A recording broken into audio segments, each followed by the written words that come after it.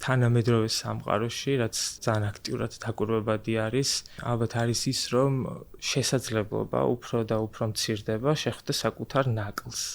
იმიტომ რომ თითქოს გარემო მუდმივად და მათ შორის ხელოვნური ინტელექტიც იმას გთავაზობს, რომ ყველაფერი გააკეთო იდეალურად, ძალიან მოკლე დროში, რაც თავის მხრივ ადამიანში რაღაც გარკვეული ტიპის და ცხოვრების სტილში ბევრ ცვლილებას იწვევს.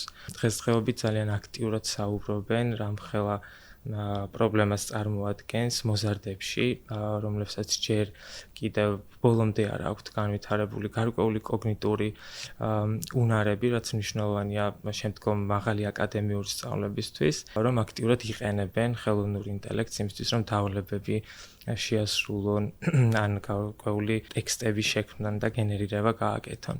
სადაც თითქოს სუბიექტი საერთოდ აღარ მონაწილეობს, გამოიყენოს თავისი ფანტაზია ან აღმასრულებელი ფუნქციები, ყურადღება, სელექცია, ინფორმაციის გენერირება და ასე შემდეგ.